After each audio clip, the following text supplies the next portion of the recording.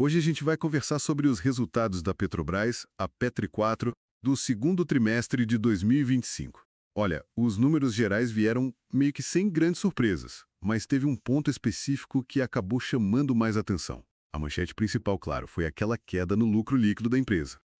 E antes da gente começar, se você gosta desse tipo de análise, já sabe, né? Deixe aquela curtida no vídeo, se inscreve no canal. Isso ajuda muito a gente a continuar. Exatamente. E é sempre bom colocar em contexto, né, o cenário externo, principalmente a queda no preço do petróleo, Brent, que é a referência para a Petrobras, já indicava, assim, um impacto nas receitas, nas margens. Isso, para quem acompanha o setor, não foi bem uma surpresa total. E a taxa de câmbio, claro, também influenciou.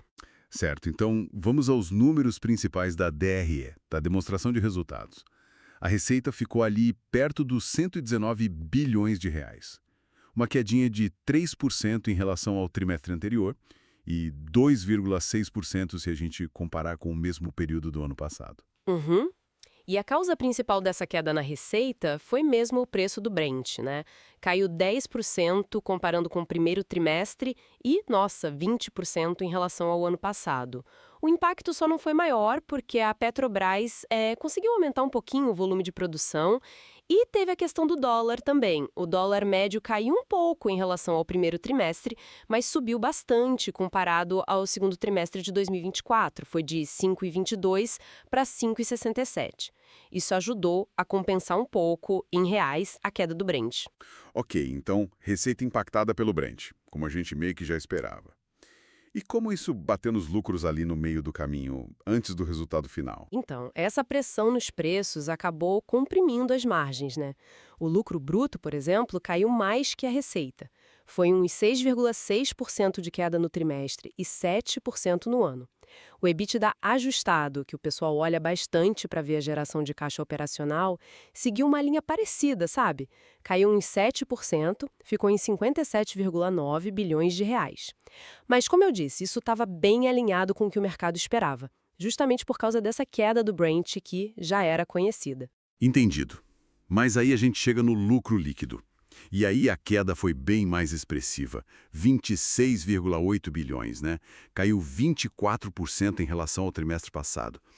Ok, vamos analisar isso. Se o operacional estava mais ou menos em linha, por que essa diferença tão grande no lucro final? Parece que a manchete inicial não contou toda a história, né? É aqui que a coisa fica mais interessante de olhar. O lucro líquido foi muito impactado por vários efeitos que a gente chama de não recorrentes. São eventos pontuais, sabe? Por exemplo, o resultado financeiro. Teve um ganho com variação cambial de 11,9 bilhões neste trimestre. Parece bastante, né?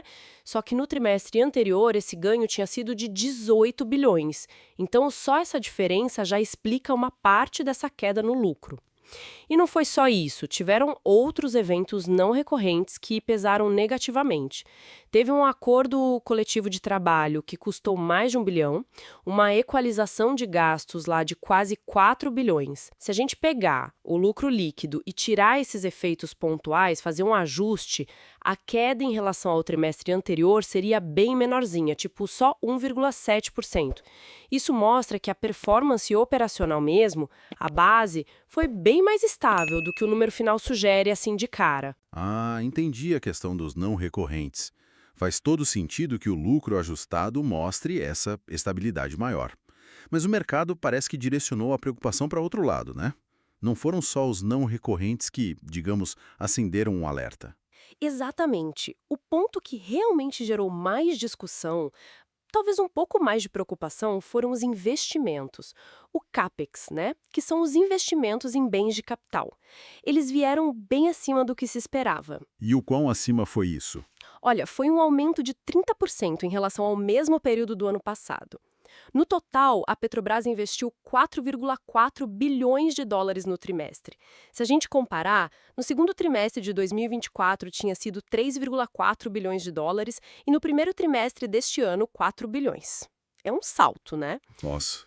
Bem considerável. E qual é a implicação direta desse aumento nos investimentos? Para onde isso aponta? A consequência mais imediata é uma pressão no fluxo de caixa livre, o FCF, que é aquele dinheiro que sobra para a empresa depois de fazer os investimentos e pagar as contas operacionais. É um indicador que o investidor olha muito. A maior parte desse aumento no CAPEX até foi para exploração e produção, que é o segmento mais rentável, o que é normal. Mas a gente viu também um aumento relevante em refino, transporte e comercialização. Passou de 500 milhões de dólares ali. E isso levanta uma questão importante, né? Esse movimento reforça uma tendência que a gente talvez esteja vendo da companhia de acelerar um pouco o ritmo dos investimentos.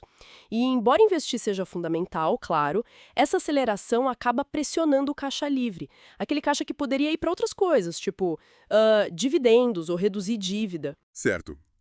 Então, fazendo um resumo rápido, tivemos resultados operacionais que sentiram o baque de fatores externos, como o Brent e o dólar. Um lucro líquido que foi, digamos, contaminado por esses eventos não recorrentes, mas que, se a gente ajustar, mostra uma certa resiliência.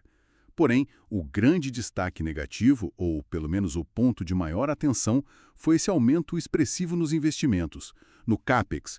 Qual a mensagem principal que fica disso tudo? Olha, a reflexão talvez seja que, se a gente olhar por baixo dos números, a operação da Petrobras se mostrou resistente, mesmo com o cenário externo mais desafiador. Isso é um ponto. No entanto, essa aceleração forte nos investimentos é, sem dúvida, o fator que o mercado vai monitorar mais de perto daqui para frente, porque impacta diretamente a capacidade da empresa de gerar caixa livre. E isso costuma ser um ponto bem sensível para a percepção de valor da companhia. Faz sentido, faz todo sentido. E para quem está acompanhando a gente, fica a pergunta: o que mais chamou a sua atenção nesses resultados? Foi a queda no lucro líquido, mesmo com todas essas explicações dos não recorrentes, ou foi esse aumento nos investimentos? Deixa um comentário aqui embaixo contando pra gente. E se você chegou até aqui, não esquece, deixa o like no vídeo, confere se está inscrito no canal e ativa o sininho para não perder as próximas análises que a gente fizer. Lembrando sempre, este conteúdo não é uma recomendação de investimentos. Um abraço e até a próxima!